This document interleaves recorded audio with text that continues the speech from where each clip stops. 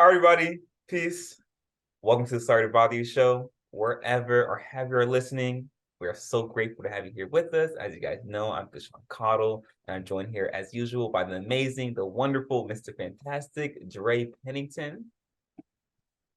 I heard that made look. That was like on the Grinch, like his heart grew a little bit more. That's how that felt right there.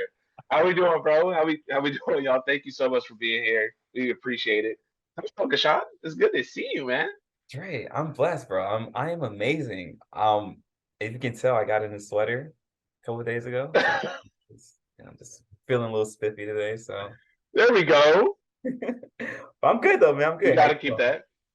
I'm good, bro. Like living life. It's finally sunny outside, so it's even better. As you Yes. can see, the sun is just shining through this window I have. Yeah. Um, Yeah, bro, it's good. I'm happy. Figuring some things out. But yeah, how are we doing mentally, physically, spiritually? Mentally, I am in a great space right now. I actually want to tell you something real quick, Trey, real quick. Something that's been really helping me mentally unwind and relax towards the end of the day, right before I go to bed, is putting on jazz music, putting on like Okay. lo-fi jazz. Because there's up tempo, then there's slow tempo, but like lo-fi, Yeah. slow tempo jazz really helps me sleep better at night, man. I don't know what it is. I think it's maybe just putting me in a more relaxing state, but that's really been helping my mental and really helping me separate my work mode and my sleep mode. So Yeah. jazz music, Calming you down. yeah. Might have to be a thing because I don't sleep. So yeah. We gotta work on the sleep schedule, man. It's so bad, dude. I gotta get better. I promise. We'll take our All time. Physically, right. Yeah, physically. broken down. So the season is just wrapped up about a couple of days ago, actually, and I don't know if it's because it's the 26-year-old body or it's the mental, physical, or what it is, but these knees, man, and this back is hurting right now, man. I could really use a vacation. I might need to take a couple of days off and just separate from the game and let my body recover. That's But I will say this though, getting double team and triple team over here in Luxembourg is not for the faint of heart, bro. Like these dudes are really physical over here. And you know me, I'm like 5'10" on a good day. On a good day. So stretching it. small stretch. But anyway, so I'm never gonna put your business out there, but keep going. You got it. So I have guys like 6'4" and 6'5" guarding me, and like they're bumping me. But what you do is you gotta sell the foul. So when you drive in, you say, "Hey, oh, you're good at selling the foul." So 100%. But anyways, yeah, the physicality, man, is it really did a number on me. But I think once I take some time to recover and rest, I think I'll be good to go. We love to hear that. And then spiritually, how we doing? Oh, I'm in a great space right now, man. I'm starting to really understand how much we have to be still and be patient to allow Elohim to do what he wants and put us where he needs to be. Because so oftentimes we have an idea what we want to do, and we think it's going to happen this way or that way, or we have an idea, right? But Yeah. it never goes the way we expected. It always goes Elohim's way. So the biggest key is like being understanding and just being still and like being sincere when we say allow his will to be done. And wherever that leads you, that's where you're meant to be in that moment. So I have a real, peace of mind knowing that I'm going to be where I need to be at the end of the day. And that allows me to be more confident in everything that I do. So spiritually, I'm in a great space, man. I that was a very mature talk right there from Kashawn Cottle right there. Hey, day by day, I'm just starting to get more mature, man. Just trying to get like you, man. We love to hear that. What about you, man? What about you? Physically, I am in that process of remember how I told you I gotta drop some weight. got back in America and was like, yo, this food's kicking in again. Still not eating pork as much anymore, but Get rid of the starting pork, starting guys. Stop eating that. yeah. Now I'm like trying to get better. So going to the gym more. I still get off where tell people like you can't guard me, which is fun. Oh, But oh, yeah, and that's then different. That's normal trade. That's normal trade though. That's that's not normal, guys. That's not. And so then, so mentally, I'd say I'm always getting better every day. I enjoy just learning process. I just enjoy the process for everything, regardless of what it is. Like it could be from new job process to learning a new skill. I'm gonna go back and relearn like some of the things that I may have lost when I was in school, which is like probably what is that? Excel. People don't even realize how much Excel is like. You learn Excel is top tier. that's something So I'm everyone going should back. do, right? Everyone should take. No, free classes out there, man. Yeah, definitely go learn that. So I'm going to back to do that, and then spiritually, but I just I pray every day now. I am I don't read as much as I should be, but I pray and I take time to just like take out and just like sit there and just listen, um, and just like just calm myself. So that's where I'm at with that. I think I'm in a good spiritual place, or getting even better. I would say I'm always trying to improve. Love it, love it, Dre. I want to ask you a question, man. What's that? So are you still talking trash every day during the games? During the No. I every once in a while I'll get riled up and like and trying to talk trash to people. Be like, hey, bro, look, especially like men's leagues game now, so funny. Be talking to people, I'll be like, hey, bro, look, you know what's really bad about this? You're trying your hardest. I love that, but you're doing this in an effort to lose. There's no point. Just go ahead, just calm down, bro. Calm down, chill out. And it gets under people's skin. I love it. It's so much more fun. is it even fun for you though? Because you're like 3 and 4 steps ahead of everybody, man. Nah, but yeah, bro, it's still fun, man. You gotta look. I don't care if it's a men's league. I could be playing against some sixth graders. I am gonna have fun with it. That's the Oakland side of me, Dre. That's the Oakland side of So I know you got like 7 different sides. You got your Missouri side, you got your Boston side, you got your Oakland side.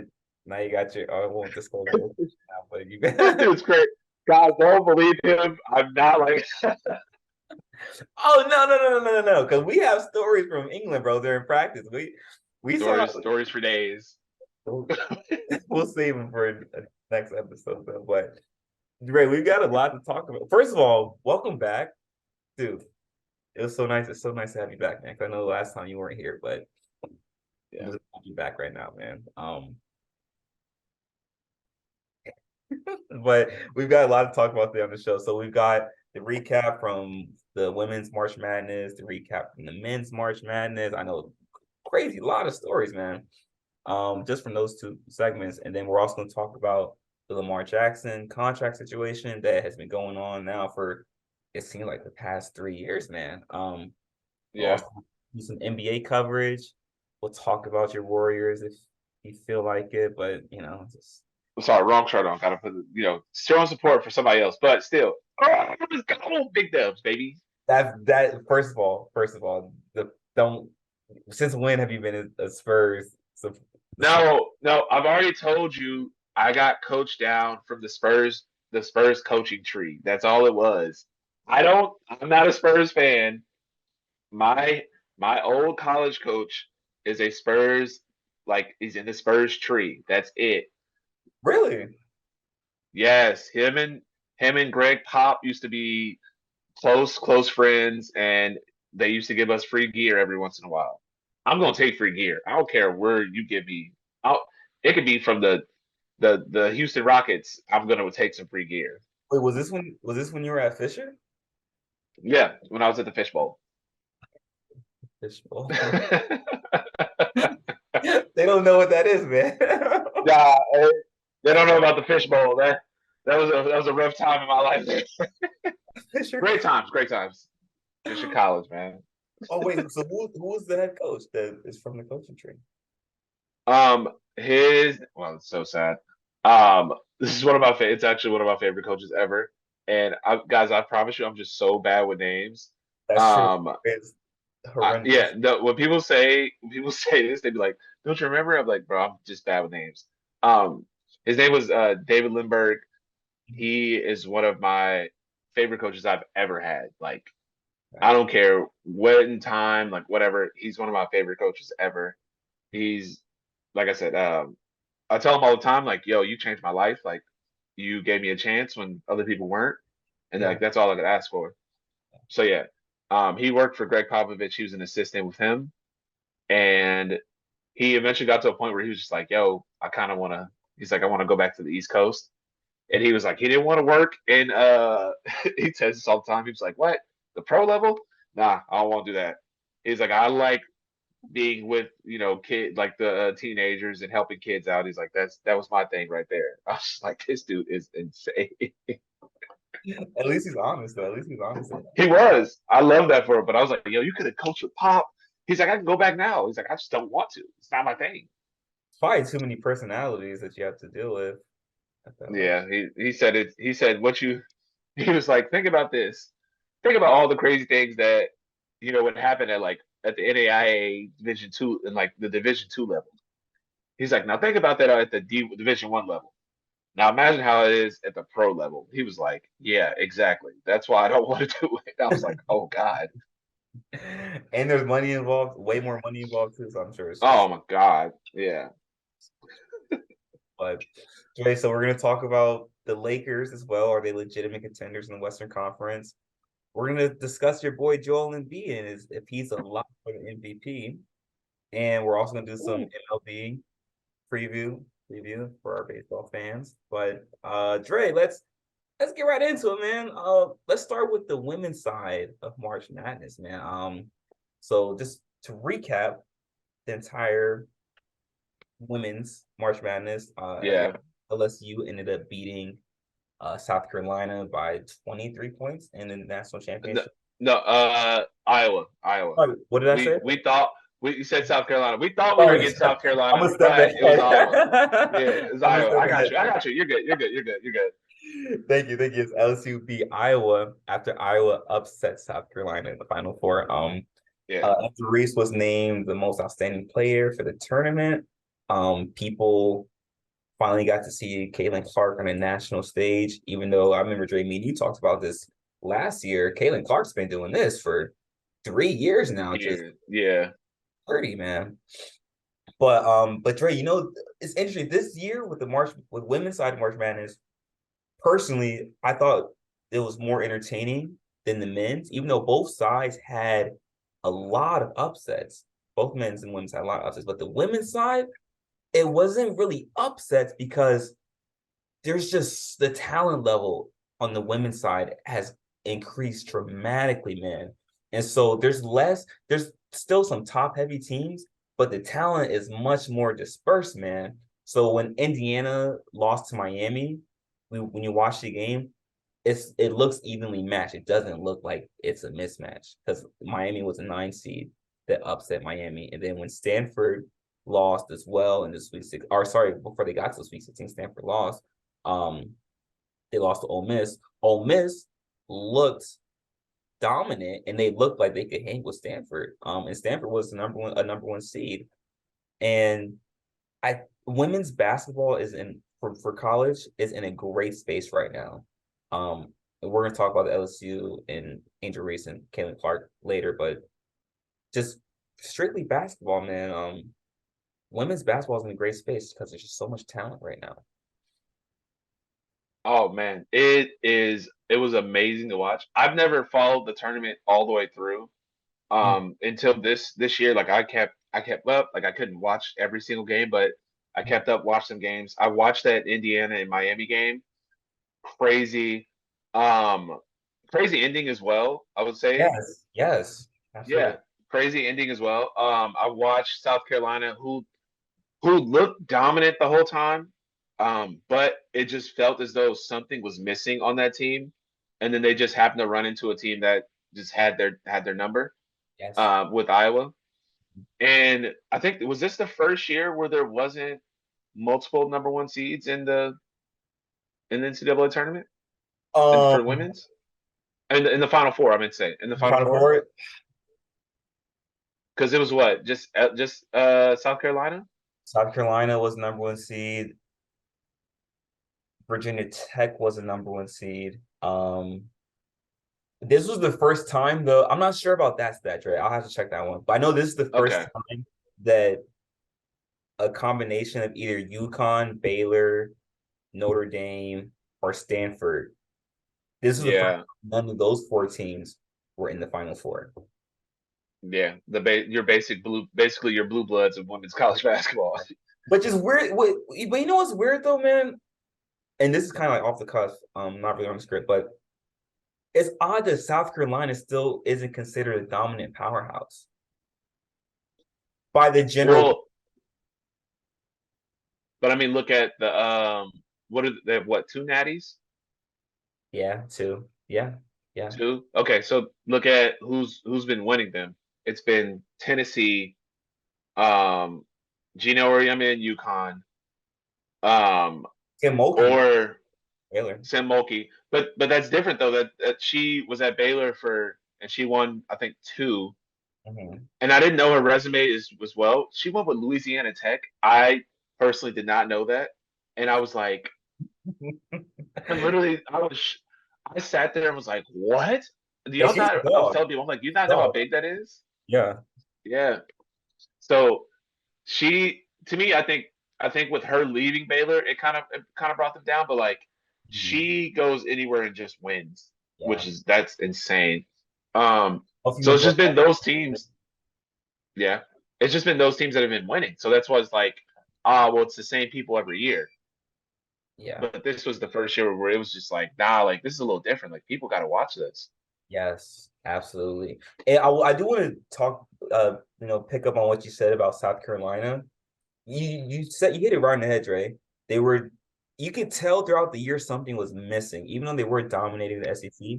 You could just tell that something was missing throughout that season, and Iowa exposed that, and it was the lack of shooting, lack of ability to shoot the ball. And Hmm. you said that because last year they had the same issue, and you said as well. And this year, it's just that Leah Boston was so dominant that Right. it masked a lot of the issues they had offensively. But defensively, I still think they're the best team in the country. But you know how it is here with March Madness. You just got to be the best team on that day. It's not a 7 game series like it is in the NBA. No, not at all. And I think with a little bit of parallel with the men's side, Mm-hmm. this was the first year I could say that it had some parallel with the men's side. March Madness was not on the women's side was not as easy to follow. Like thinking like, oh, this team's gonna win. We know who's gonna win.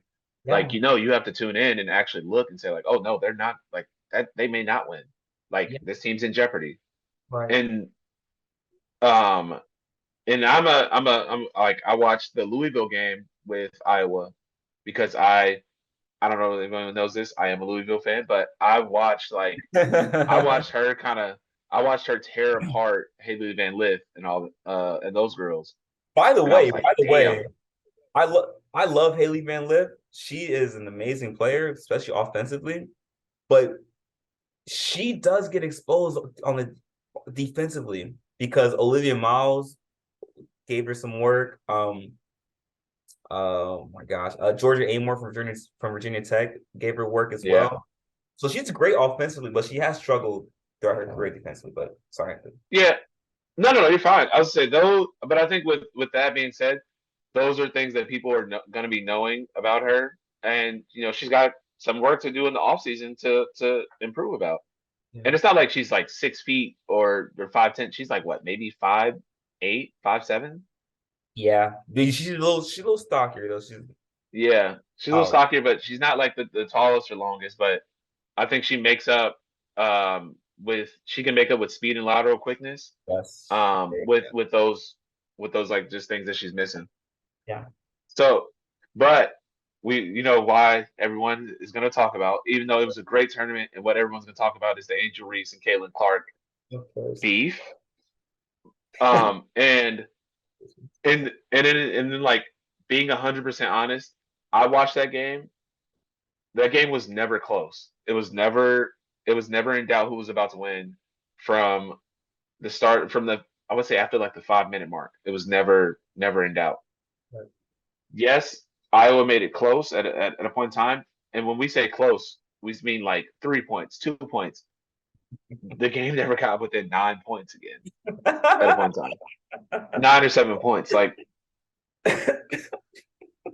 and people were saying like it was officiating, like bad officiating, this and that. I'm like, yeah, but it was it was to keep control of the game a little bit because they knew how emotions would happen. Um, and on top of that, yes, let them play officials. Like, this is a national title game. It's nationally televised. You don't want to be criticized like NBA refs. Yes. What, Trey, uh, why is it? yeah, And this is a quick question. Why is it that yeah. always in college basketball, the refs always make their imprint on the game more than the NBA? I don't know why that is. I think it's just harder to officiate a little bit because it's just different set of rules. Yeah, you're right. Yeah, good point. And then the NBA is a lot more finesse, and it's a lot. I'm not gonna say it's the skill gap is just huge. Like, it's a little more skill, and the shot making's a little bit higher. But college basketball is way more entertaining, I would say, at times, Yeah, because every game is on the, like, every game matters. right. And there's more diversity in terms of play style, in terms of tempo and principles the teams may have. Like there's more diversity as opposed to NBA where generally it's high pick and roll or handoffs going into pin downs and weak side. Yeah, But Jerry, I want to go back to the Angel Reese and Caitlin Clark dynamic. You brought up something interesting that you said beef, but then you put up the air quotations because as a professional athlete, it's not really beef. And so I'll break it down. I want to break it down real quick. I want you to know. I want you to know. I want to know what you think about this. So, this stems back first. Andrew Reese used to play at Maryland in the Big Ten, and I was Big Ten as well. So, Andrew Reese has a little bit of playing history against Caitlin Clark. So that starts there. And then also something that people don't know and that hasn't been brought up in the media. I don't know why is that so South Carolina, we just said, is very dominant. Been was best team all season. But the way they win and the way they play and approach the game in on and off the court, they're very respectful and they're very just like honorable with everything they do. They're respectful. They're class acts. Not to say the other teams yeah, aren't. They're just a step above. Like Dawn Staley is doing an amazing job there. So they have gained a lot of respect from other teams in the SEC.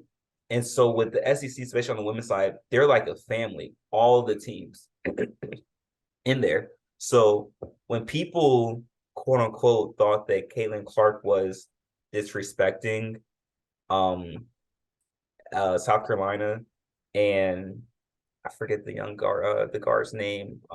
yeah. I know where the girl was she was shooting like maybe 20% from the 3 point line, and I think it was Caitlin Clark that just was like, forget like that, go shoot it. Yeah. By Like, the did way, that to her, and people were like, whoa, that's kind of disrespectful. by the way, that player the Raven Johnson, the point guard, she actually was the best player in her class coming out of high school. And I think she's the best point guard on South Carolina's team. And she's actually a decent shooter, but the scouting report is to get the ball inside to Aaliyah Boston and Camila Cardozo. But anyway, it's not the point. So Caitlin Clark like shoot her off, right? And people saw that as disrespectful. But dude, how many times do we shoo off a non-shooter or we say, oh, that's off, that's off? Like, dude, we do that almost every game that happens, man. And so we talk about having quote unquote equality. Like, if that's equality, like you gotta treat the girls the same way you treat the guys. Like, yeah, like that's not trash talk. But anyway, so LSU took that personal, and so there was extra tension because of that, and that plays a factor in it as well.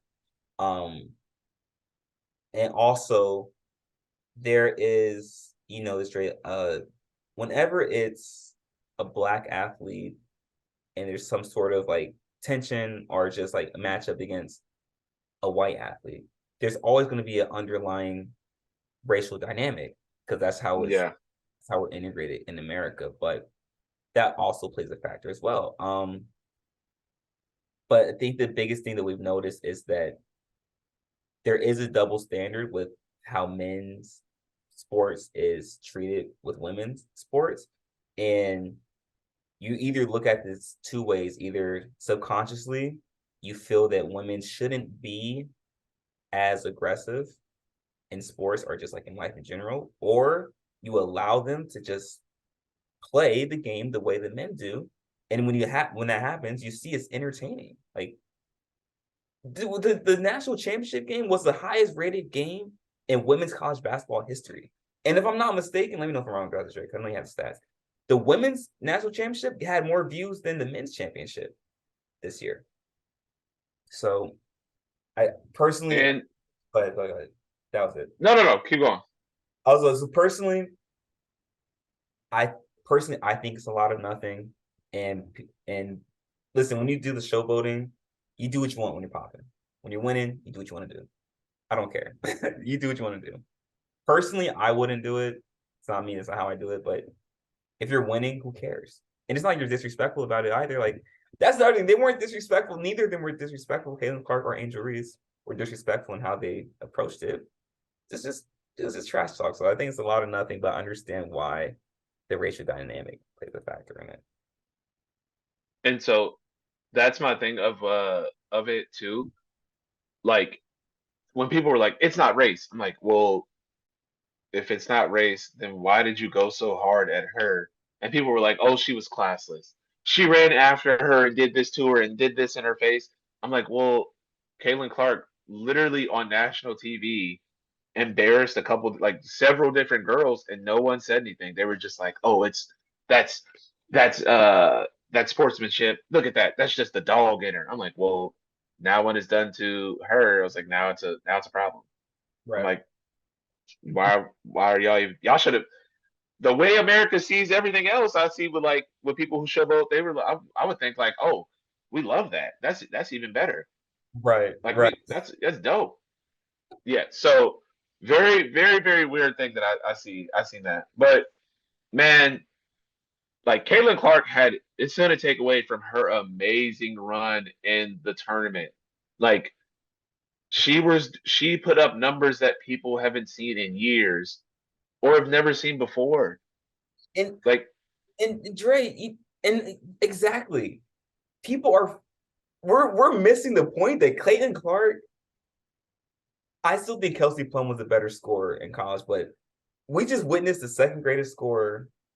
What and then yeah, Kelsey Plum. nah, there was somebody on that list who she just took over I know, who did, I know. Cheryl Swoops, bro. It's one of the yeah, greatest of all time. bro. Hey, Sheriff put up, what was it? What was it, two? Was it 177 points? Yep, yep. She had 100. People don't realize she put up 177 points in 5 games because the tournament at that time was shorter, so you didn't have as many games. She put it up in 5 games. That is insane. Like I want people to go in there, go on their calculator and average that out. It comes out to like 32.5 or something like that. Which is She was so killing teams. Oh my god. damn great stat Trey. Yeah, forgot about Cheryl Yeah. Swoops. Okay, so top three. We just witnessed the top three score in women's college basketball, and we're talking about hand gestures. Like totally missing the point with this man, and I hate that 100%. this takes away from that. But wait, so you think so? Okay, so I'll stick with Cheryl Swoops. I'll say Cheryl Swoops is the greatest scorer in women's college basketball history, just off of the eye Okay. test. So you think Caitlin Clark's a better scorer than Kelsey Plum? Um the way the game has evolved into the shooting, like more shooting and finesse shooting and finesse, like stuff like that. Uh-huh. I think that Kelsey Plum would have gotten to or just as good, but I think with how Kayla Clark shoots the ball, man, is amazing. Like quick release. It's like it's damn excuse me, it's nearly unguardable, damn near unguardable. Like it's hard to just play her straight up. You honestly have to like stay next to her the whole time. You're basically out there playing a boxing one, and she still is getting 40. You know how good you had to be to get boxing one in college? Come on, man. Bro, that's insane. That is And insane. you know what? She's a lot quicker than you think, man. Like her first step is actually pretty extremely quick, man. And she's like she's long, she's tall. She's 6 foot. Like yeah, that's not even that's it, like it's not even like she's short. She's tall. Like she's tall, really tall. And long as well, like you said. And you know Bro. the beautiful thing, though, Dre, is that she still got another year left of college. And this goes back to what I'm saying, like the women's college basketball is in such a great state. So next year, Angel Reese is still going to be there at LSU. Caitlin Clark is still going to be at Iowa. Haley Van Lith, like you said, is still going to be at Louisville. Oh, Nope, nope. Haley's going to the. Just Is she? no, just breaking news just happened. She's entering the transfer portal. Oh, wait, guys, this is actually This breaking. is like first just now. Yeah. Yeah. This just happened. I just seen it, just seen that. She's in the transfer portal. She's entering it. Yeah. Really? Yeah, I'm shocked that she wouldn't stay either, but yeah. Why would she not stay, man? Wow. She probably seen like, okay, well, we probably hit our ceiling. Like we are where we are, Yeah. and probably wanted to go. But honestly, kudos to her because she stayed 4 years at Louisville, and she was dominant all 4 years. She Oh, played really well all 4 years. what? Wow. I wonder Yeah. what she's to, man. I mean, but that's not the only transfer I've seen from big schools or big names. Stanford also had a girl, just had a girl transfer who I think was their leading. She was their number one player. She was number one player in her class. She's transferring out. Um, they've had a couple. I think a couple people like are transferring and moving around. So there's going to be a lot of shift in college basketball next year, But you know what, and Dre? especially women's. You said that even with when I don't know if it's correlated with the NIL a lot or not, it probably is. But you said that this is going to turn to the wild, wild west with this NIL deal stuff and the transfer portals. Man, One okay, hundred percent. Haley Van Lith is transferring. Okay, so she's still going to be in college. I'm not sure where. And you still have Olivia Miles at Notre Dame. You still have Carmela Cardoza and Raven Johnson at South Carolina, and then you still have oh wow, just slipped me. Oh, she was in the four. Anyway, You got this one. there's a lot of talent. Is my point that I'm making. Yeah. Oh um the leading scorer from Tennessee. I forget his Oh, I not. I'm bad. Like I said, I'm bad with names. So name. I'm out of there on that one. Okay, but um the point is there's a lot of talent in women's college basketball now, man. And it's in a great state. Um, which does mean that the WNBA draft is going to be a little light, light on talent. That's putting it very like mildly, but like, dude, there's still a lot of talent in this WNBA draft. So personally, I think Aaliyah Boston, Haley Jones, Diamond Miller, Bree Bill, and maybe Maddie Sykers from Villanova. I think those are your five best players. Oh And wow. personally, in the draft class. Obviously Aaliyah goes number one. And if I was number two with Minnesota Lynx, your people. Shout out to them. Don't say my people. I would draft Haley Jones, but I think right now they're projected to take Diamond Miller, who was great at Maryland. But I think Haley Jones reminds me of modern day Magic Johnson, man. She's about 6'1". She's more of a point forward, excellent playmaker. She's not. I wish. Do you ever see a player and you just wish they were more aggressive? Yes. That was me with probably Ben Simmons. I just wish that he would have utilized all of his tools. So yeah, I get what you're saying. It's a whole nother, it's a whole nother Whole story. other topic, but okay, keep going. Rakia Jackson from Tennessee. That's who I was thinking about. The one that's Okay, okay. Anyway, so that's really what I have on the draft, man, the WNBA draft. But it's interesting though. I was reading a stat, man, and if I'm not mistaken, 3 teams have over 50% of the picks in the Ooh. in the first round. Actually, here it is right here, man. Um, so the Dallas Wings have 3 picks. The Indiana Fever have 2 picks. The Atlanta Dream have 2 picks. The Minnesota Lynx have 2 picks. And so that's 9 of the first, 12 picks. And then there's 1, 2, 3, 4. There's 5 teams that don't have a pick at all in the draft.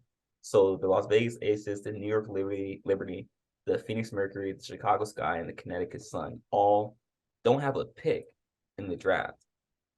I think that's but That's small crazy. market, small market league. That's what happens, man. But yes, but yeah, that's what I have for the WNBA draft, man. A lot of talent, man. Dude, there's so much talent, bro. It's insane. It is, and I think that with that being said, the WNBA draft will be watched at a point in time. I think when Kaylin Clark and Angel Reese actually come out, Oh, I absolutely. think I think people watch that like immediately to see where they're going, and I think her jersey sales are going to be phenomenal. I wanted to bring something else too, Dre, before we move to the men's side. Angel Reese said something pretty interesting. She said that she's making more money now with her NIL deals than some women are making now in the WNBA. Which is, Yeah, I guess, because but yeah, yeah, yeah. no, but it's a thing that we've talked about. Like, I've always brought up with even some college football players. They'll make more money now because they're getting paid. Like they're finally getting paid. And there are some times where college football will literally overtake and like it could overtake some NFL games because people are that like that attached to it. Yes, yes, absolutely, absolutely. And you said yourself, like you'd rather college is more entertaining It than is. It's just I don't know why it is. It just is. But it's very funny. maybe because it's more passion. Do you think it's more passion maybe in Yeah. I it's that and then it always seems like a story of the little guy finding a way to win or fight. So yeah, like it always brings out that the little guy winning or finding a way to like the David versus Goliath. It always has a great storyline to it with like that. and we know that sports is just entertainment at the end of the It day, is.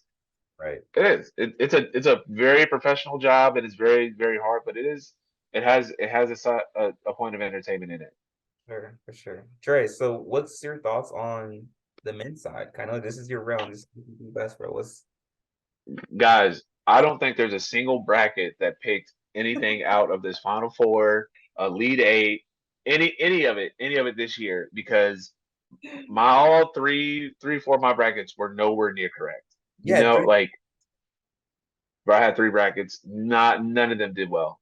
My best one that I think did well was Texas going far, Mm, and that didn't. I think they got out like what I want to say Elite Eight. They got knocked out.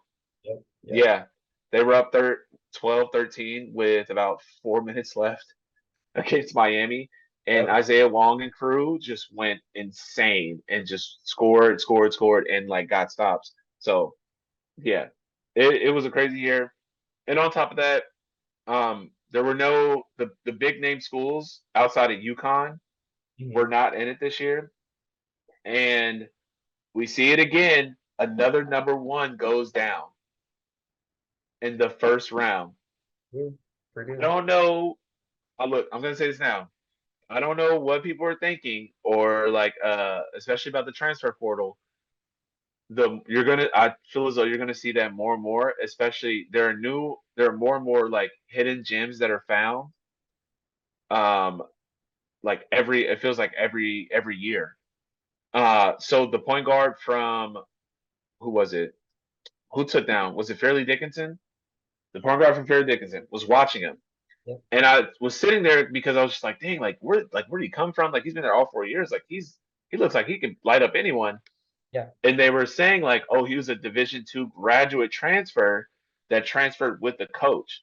So once the coach left from his previous school and went to Fairleigh Dickinson, he was it Fairleigh? I hope I'm quoting this right. Is it Fairleigh Dickinson that beat Purdue? I believe so. Yeah, let me just look it up real quick. I believe it was fairly big.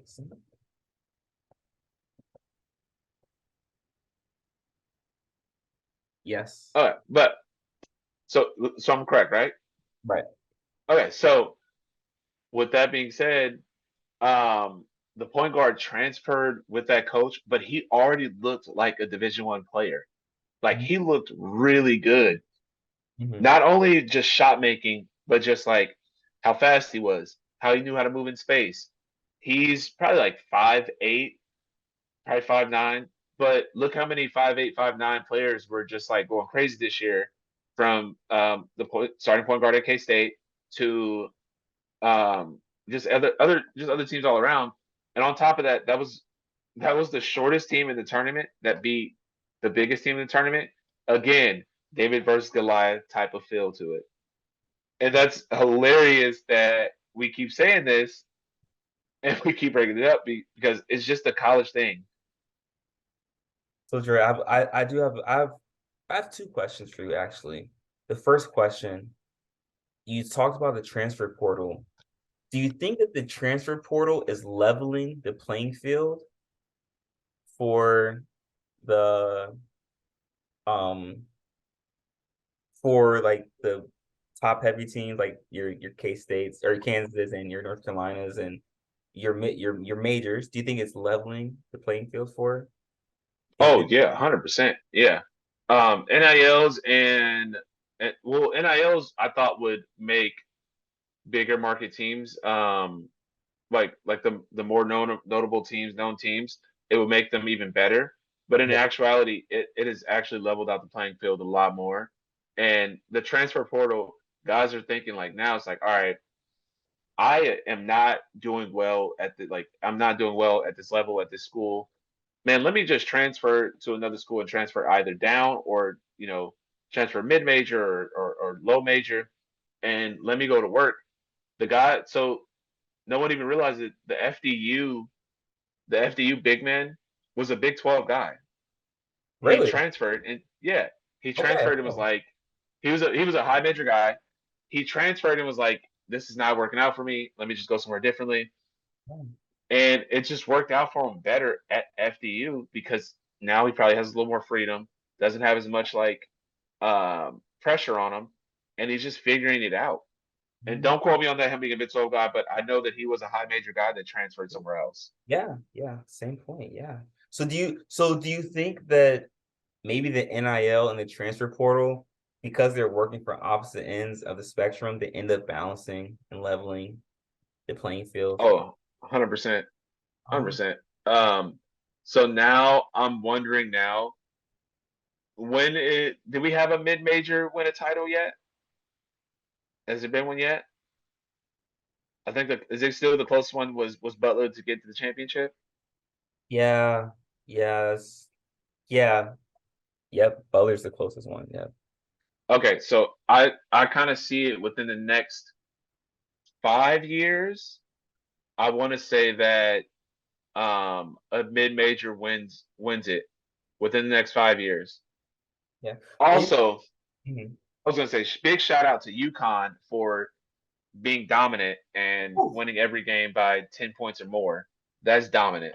you want to talk about peaking at the right time, dude? From the Big East tournament throughout the NCAA, dude, UConn they have a knack for peaking at the right time, man. With Kevin Bro, Walker, then Shabazz Napier, and now this year, man, they peak at the right you time. can't you can't deny them how good they are. And now that's their what, fourth title? Yes, Yeah, full title. that's their fourth title. Hey, just saying, UConn is definitely in there as one of the best teams, one of the best colleges to go to for college basketball. And And I think next year they're retooling and they'll be not just as good, but they'll have a solid team again next year. So it's they're great. they're Biggest. favorites now to repeat. Okay. Yeah, they're favorites to repeat next year. Dre. Okay, so this is my last question for the with the with the men's side. We'll one more, but you talked about the size differential of Purdue and Farley Dixon. Zach Edey is Yeah. um obviously was one of the best players in college basketball this past season, but he struggled. Ooh. Struggled in the tournament. What are your thoughts on him and his draft stock, and where do you see him? What do you see his I don't know if he is he a junior or a senior this year, and does he have another year of eligibility? I'll check. I believe he's a senior, if I'm not mistaken, man. So my thing is, um, it's very hard for players like Zach Edey to go into the league. So he's 7'4", which is that's absolutely massive. Um, he's 7'4". He won college basketball player of the year. He's a junior this year, so he has a chance to come back to come back. If I'm him, I go now because Oh, this is the best, absolutely best time you could do it. okay. Unless you're in it purely for the money, but still, like, this is the absolutely best time you can do it. You won Player of the Year. You won Big Ten. You won a Big Ten championship. Did he win? They won the Big Ten regular season, Mhm. and you won a Big Ten championship. Like, you've accomplished everything you can, other than just winning a title. That's the only thing. Um, but like, you can't have a better season than you could have now. And with him being like, he kind of got exposed by Fairleigh Dickinson. First of all, it showed that he was like, he's really slow footed. Yes. Like, yes, he's tall, but he can't, like, think about on an NBA court how fast it is. Hmm. Like, him getting baseline to baseline is going to be so hard. And then you go against fast guards every night, like De'Aaron Fox, or you go against crafty guards like Chris Paul. So like, it's Oh, just a and we see with big men, especially like, take Luka Garza for example. yeah. Garza is on an NBA team, Hmm. but he's not the face of an NBA team, and he's not the main focus of an NBA team That's a great because comparison. he's slow footed. He can't move. Yes, he's shredded weight and he's slimmed down, but at the same time, like, would you put him in a pick and roll? Can he hold until the point guard gets back? Mm, Or you put him against the big man, and it's like, all right, bigs are now shooting like guards, so now you got to come out there on the perimeter and guard him there. Or if you're in the post with him, people might go just like face up, go around, or shoot over. So it's like, it's kind of hard. It's yeah. just, I think it's just hard for him being so tall and 7'4". Yeah. But I think, if anything, he does have to come out this year. This is his best year. Man, this is the best time you got to do it. Yeah. Yeah. Okay. So Dre, transitioning from college basketball to the NFL, I do want to talk about this Lamar Jackson contract situation for a little bit. Dre, just tell me your thoughts. What is going on with the situation right now, man? It's the saddest thing that you could ever see happen. Um, Honestly, it's disrespectful. Okay. I get it that, uh, I think it's the owners as a group are just saying like, hey, we cannot do not let that deal happen because it's going to put it up to where the market is going to be like unfathomable, like it's unconsciously and, like, unthinkably crazy, Yeah. um, for the quarterback. Mhm. But the thing that people don't realize is, I think the Browns set the market to where it was just like, yo, what are you doing? Yeah. Um, and it's not a racial thing. I know it's like trying to be made out to be that, but it's Mhm. not. I think it has, like we said before, it might has a little bit of thing in it, but that's not the basis of it. It's purely about the Browns setting the market so high Yep. that other teams either have to come to it or be like, hey, we can't do that. Yeah. And so it's just sad, man, because Lamar is honestly top. He's not. It's stupid to even question if he's top five or not. He's easily the top five quarterback, MVP, has won playoff games, has Being set Lamar, records. What being Lamar Jackson's a top five quarterback. easily? Okay. He not lead the league? Hold on, so we put it like this: people always say he's just a running quarterback. Did he not lead the league at a point in time? Did he not lead the league in passing touchdowns? He did. Was he not having a one of the best passer ratings in the league? Was it not top five, top 10? It was. It was top five. Yeah. Okay. And then on top of that, someone please tell me who is his number one on his team? Who's the number one receiver on his team? It's tight It's a end. damn tight end. So Okay. we're not gonna act like he didn't have, like, they didn't give him a college team out there to go play. Oh my Like, God. they didn't give him a college receiving core. And this is no disrespect to the wide receivers that are there, but I just don't think any of them were true number one receivers. Okay. Okay. So So he's yeah, let me ask you this then, Dre. Is so it's he's tagged. He's under the franchise tag. yeah. So with everything that's transpired in this whole situation, if you're Lamar Jackson, or if you're counseling Lamar Jackson, do you tell him to go back and just play for this year with Baltimore, or do you No. hold out? Wow, man. Okay. I said why? You said Yeah. why? Yeah. Yeah. First off, I played this year already, and I was accomplishing everything, and I didn't get my contract. I played the year before, and I was accomplishing everything, and I had even less of like the talent around me, and I didn't get my contract. I got you an MVP and like a what, number one seed, number two seed. One seed. I got you a one seed, and I didn't get my contract. Why would I go back and play for you if I know that you're not going to give me a contract? You're just going to either keep franchise tagging me or keep pushing off the inevitable of me having to leave. Mm. So do you And on top, so you run yeah, the no, risk go, of not playing then? yeah, and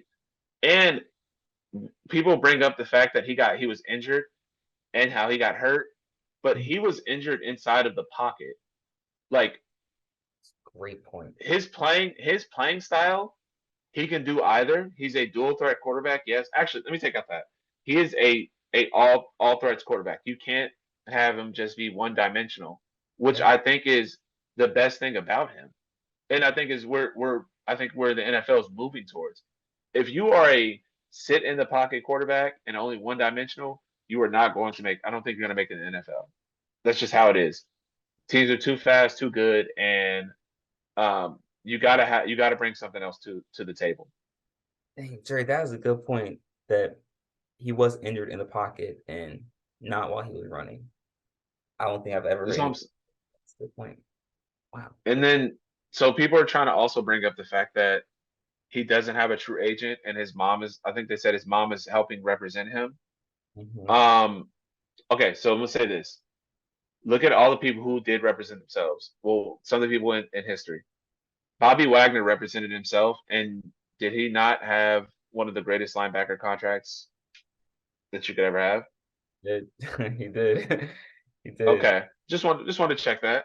Um, I want to say who am I thinking of? The D end. His brother plays for. He plays for the Chargers. He's the DN for the Chargers. Not Joey Bosa. Is it Joey Nick Bosa. Bosa? Who the one that Nick. played for the Chargers? Yeah. Joey Bosa. It's okay. Does Joey Bosa have an agent? I'm pretty sure I remember at a point in time Joey Bosa was representing himself, um, in the draft and was actually like representing himself. He like kind of negotiated his contract because he wanted a better contract than just what the rookie salary was going to be. I'm Uh, not I'm not 100% sure if that was him, mhm. but all I'm saying is you can represent yourself and figure out your contract because I've seen Bobby Wagner do it, and he got the best contract he could get for himself. Okay. Okay. So And the only thing, no, keep going. no, go ahead, go ahead, go ahead. Go ahead. The only thing that I will say though is there may be some different jargon that you may miss, and that's where an agent could come in and help, or like people could come in and help. But Mhm, most of the things, if you have an organization that you are will like organization is willing to work with you and they want to like talk with you and they want to get things done, mhm. you can represent yourself. And you're the damn MVP. You have an MVP and amazing stats. You've set records. They should work with you just off that alone. But what are you thinking? The reason that I was thinking the reason that Lamar Jackson should play this year is because if he's 25 right now, correct? Yeah, So if they tag him for some reason for 2 years, first of all, it's hard to pass up 30 million. Hard to pass up 30 mil for a year. bro. So if he gets tagged for 2 years in a row, he's 27 and he signs a 3-year contract, maybe with someone else. So then he's due up for contract extensions or talks at age 30, and he's still in his prime. So it's not like he's missing any financially. He'll lose some on the front end, but make it up in the back end. Is the point I'm making. Yeah. And he'll be able to renegotiate another contract while he's still in his prime at 30 years old. So that's why I'm saying he should at least play these 2 years as opposed to missing out. Because if you're not playing, it's at this point it's out of pride. Not to say that I think Baltimore handled this poorly and the worst way possible, Man. but Lamar Jackson can make the most of a bad situation by playing these 2 years under the tag and then re-upping and going somewhere else, and then he'll get the money on his next contract when he's 30 on his extension. Okay, and so my question is like, yes, he got hurt in the pocket, but he's been hurt, and that's a thing now. How Mhm. much does that help or hurt him now if he does play this year?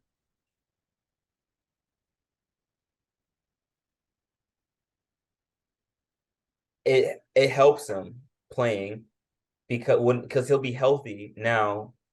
And what's something we had to because think about it this way. If there were no contract disputes, Lamar Jackson probably would have played throughout to finish out this season.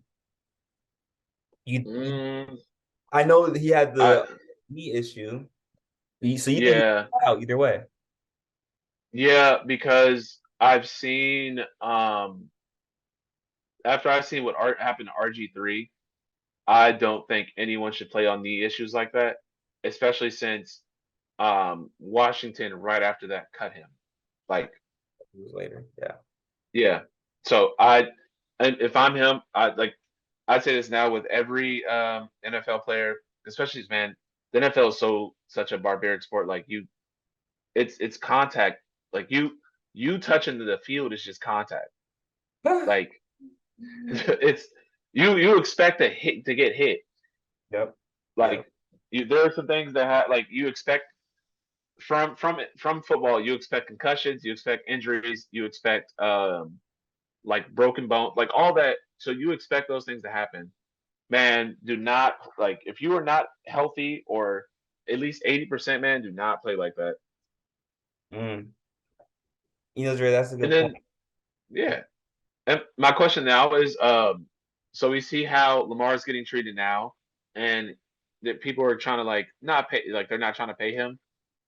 Mhm. So is this foreshadowing of like what could happen for um, Jay Shiesty for Joe Burrows, or for Jalen Hurts, or for like you know the Chargers QB. I'm trying to think.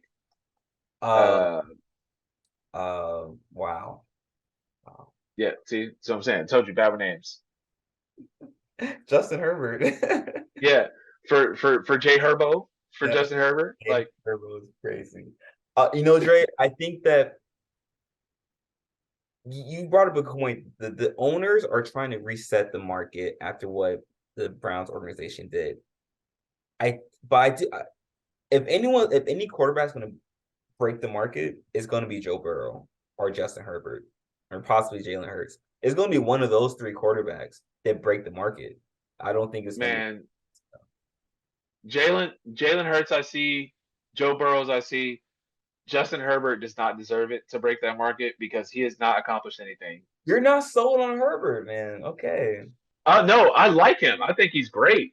But like this year, losing that game the way they did, especially that playoff game that was on national TV, Okay, being okay. up But what who's on the other side? Look, the the the bad. Golden Boy, the Golden Boy, Yeah, yeah. and then on top of that, is it bad play calling? Bad. It wasn't bad officiating because they let him play. Was it bad play calling? Was it on Herbert and them not to score? Like, there's just so many things up in that Chargers for that Chargers team. I don't know about. Like, it's kind of crazy. But he's great. I love it. I love him. I love just Jay Herbo. I think he has the best nickname I've ever heard in my life.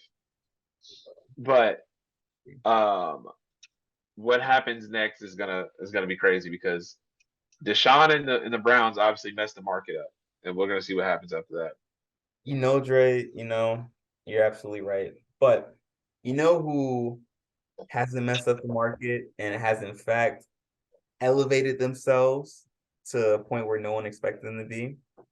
The LA Lakers, man. Mm, mm. There we go. You're an amazing turnaround. Dude, an amazing turnaround for this team. I Dre, am not. I was not a believer. So yeah, you got I, that. It was I know, Dre, this is why I want to know your thoughts on this, man. Are they legitimate contenders in the Western Conference? legitimate contenders. I don't know about that.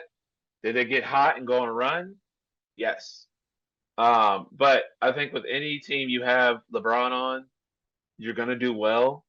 Experience one of the greatest health of all time, some of the greatest like gameplay of all time. Man, just I like I said, I don't think you want to play them first, especially if you're struggling. So like teams like the Nuggets who have dropped some games um and like you're just like like not feeling well.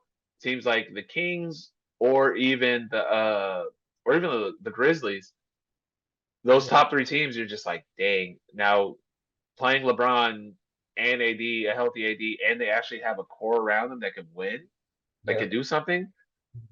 Like without them to take them out, that team is still deep. Like no, they're not decent. I'm doing an LA thing. They're a bad team. They'd be a bad team, but um, the team it just fits them more, way better.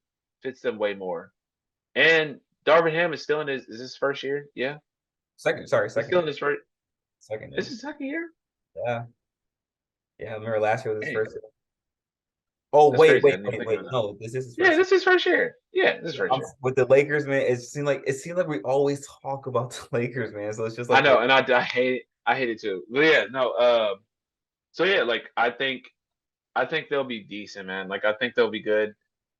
Depending on what seed they are, it tells me where they'll go, and how far they'll go. Like say they get the eighth and they play the Nuggets the first round, Mhm. can and this is how it'll match up. Can Anthony Davis stop Jokic? If you were to ask me this 2 months ago, I would say no. But the way AD's been playing now, I mean, he's got some confidence and resounding confidence to him, man. Okay. Okay, and so now can anyone on the Nuggets actually stop LeBron? Okay, when you say stop him, you mean like No, no, no. I mean, like slow down, hold, like keep him to a modest 25-8. I'm honest. um no. And so that's my point of like I just don't know with like we've seen LeBron do it too much. He's been like a giant killer his whole career. Like he's willed Don't teams ask to me that. win. You already know I would say don't Oh ask. my god. All right, and then another thing is with AD playing so well, man, that team is tough to beat.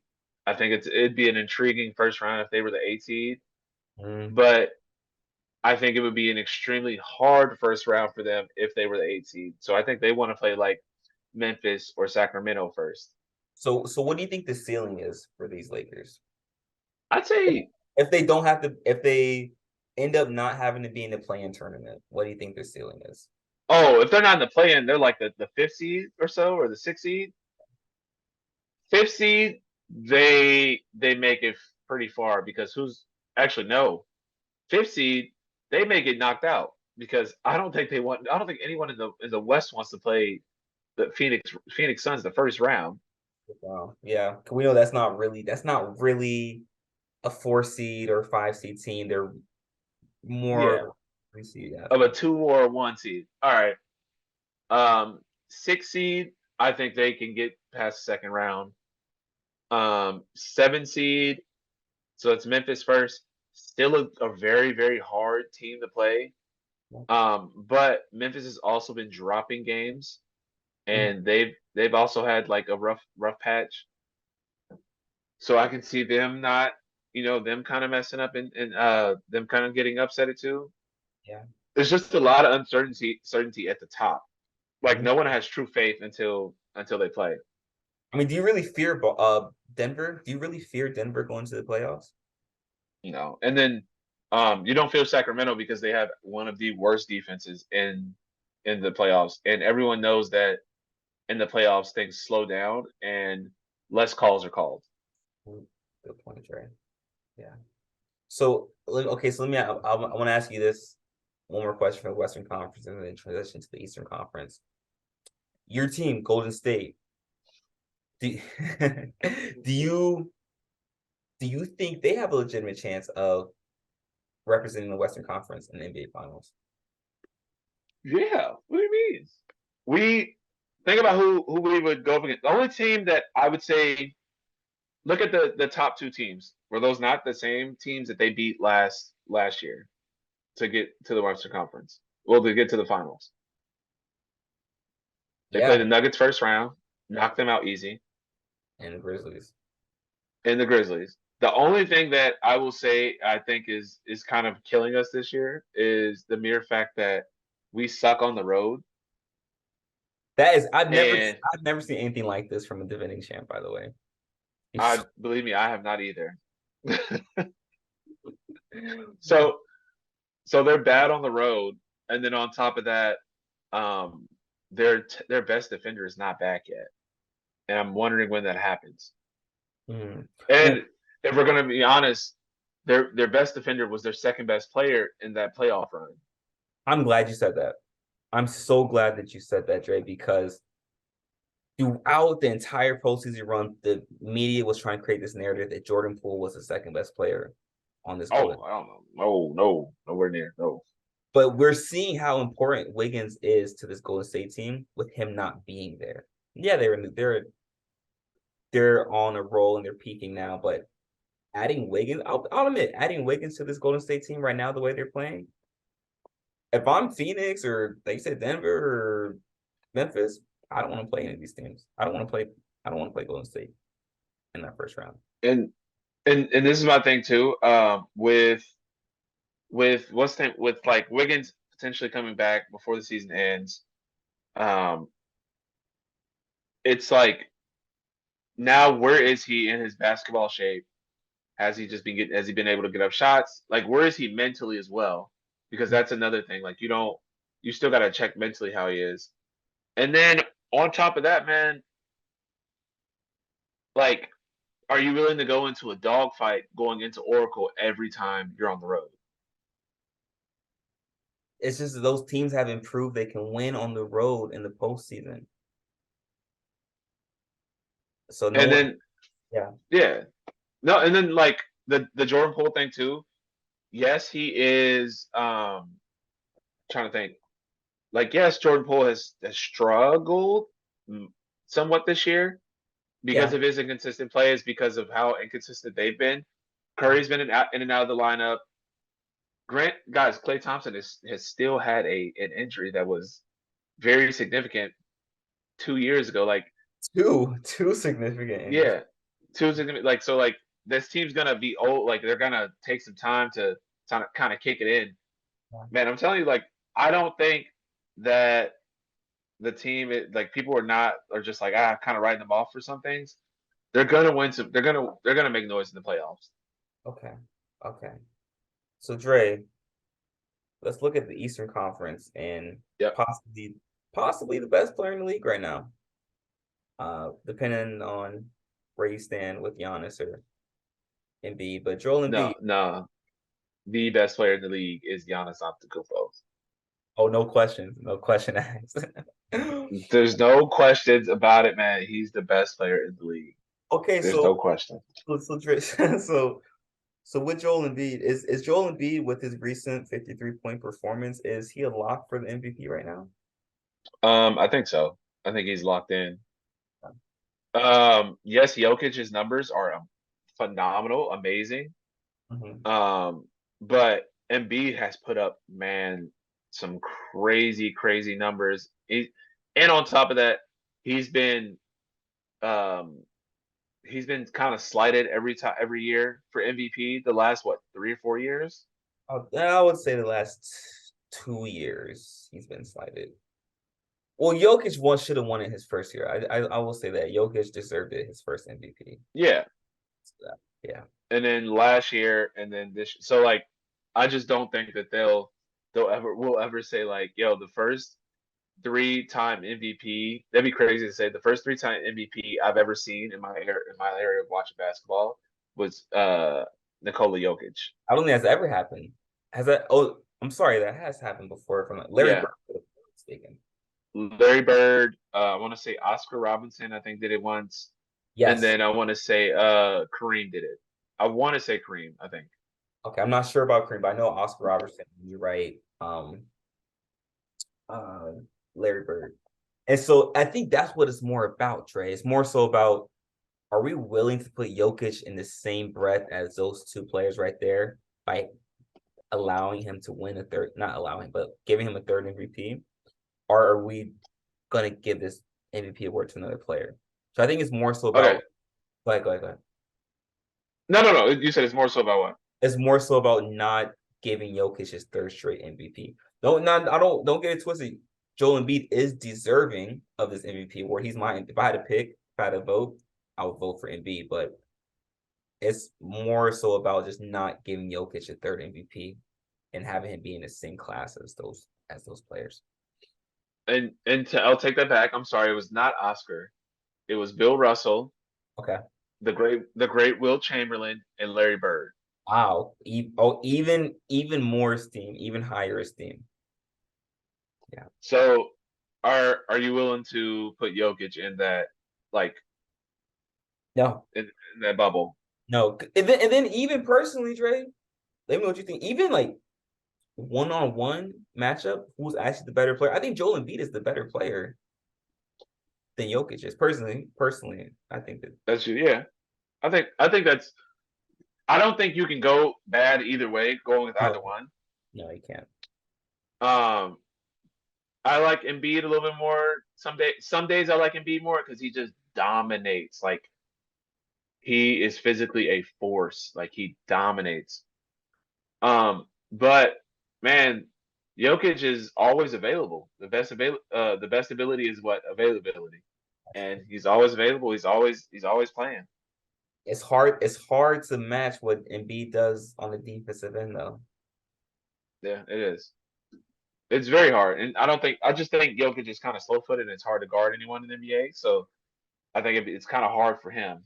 He is slow footed, but he's quite crafty though. Yeah, no, very, very, very, very crafty, I would say.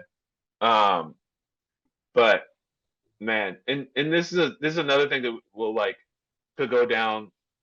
Jokic got MVPs before Durant got his second. Like it should be like Right. Jokic got three MVPs before Durant got his second. Before LeBron ever won three in a row, because I think the most he won was two in a row, correct? Yep.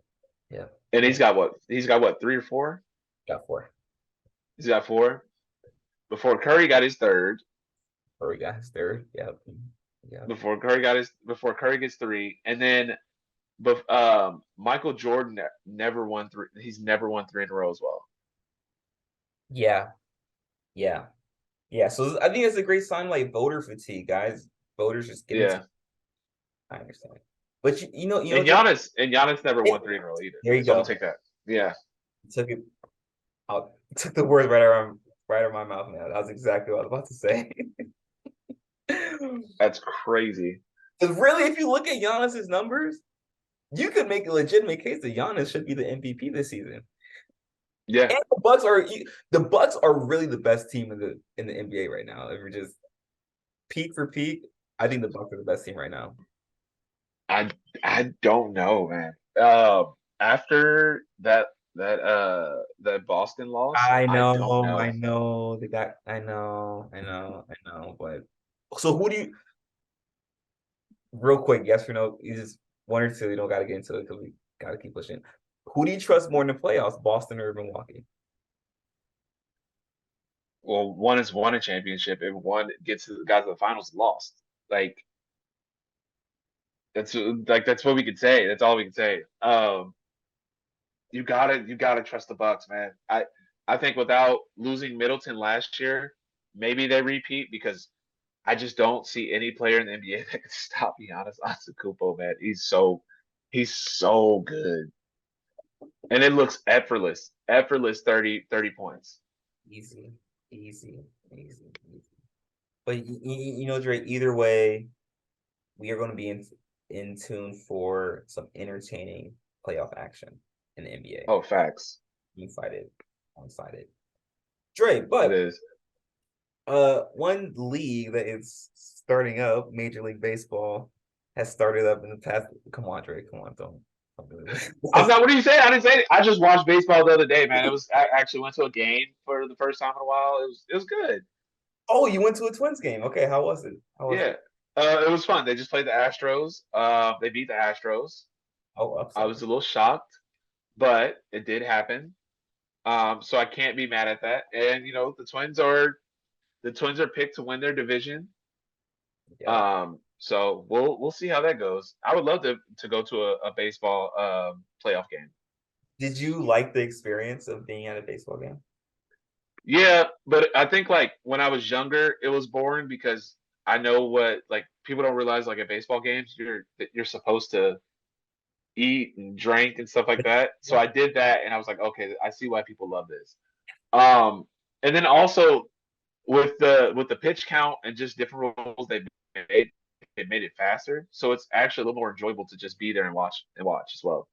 Dude, that adding that pitch count is the greatest innovation I've ever seen from any of the major American sports in my lifetime. That is, Man, and then the adding the with the extra innings added a player on, is it I think second base? Dude, uh, that's crazy. Yeah. yeah. So yeah, and you know what is leaning more into catering to the fans. Now, typically, I'm not a fan of that because I'm more conservative in the approach of like the games and like across all sports. But that is an amazing addition, adding that player on second to start off extra innings because it's just more entertaining for the fans to watch, which is something baseball needs right now. Man, badly. So I think this year I think their viewership will go up, honestly. Agree. I mean, look, shoot, they brought you out. They got you out there, Trey. That was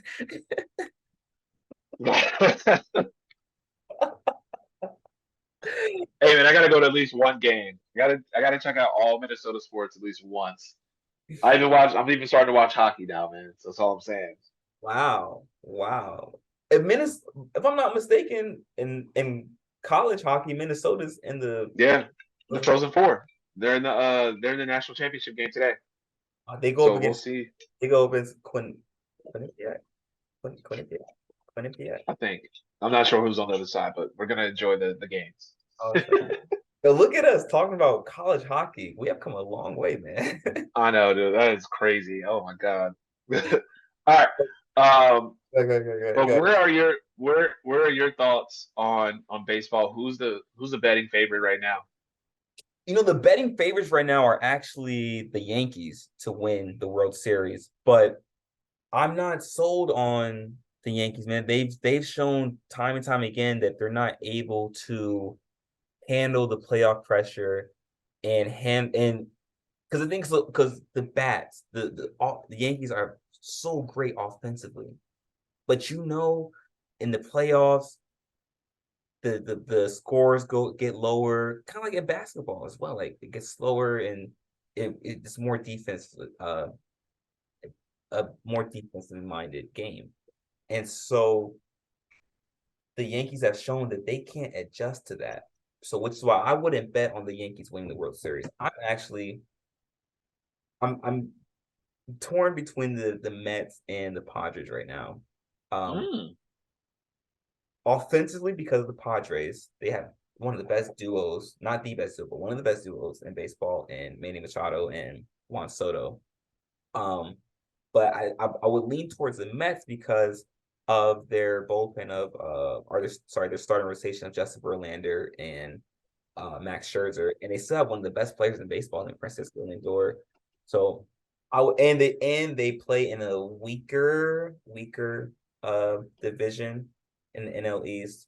I would go with the Mets, man. I would go with the Mets right now to win the World Series. But And also, so but no, keep going. No, keep going.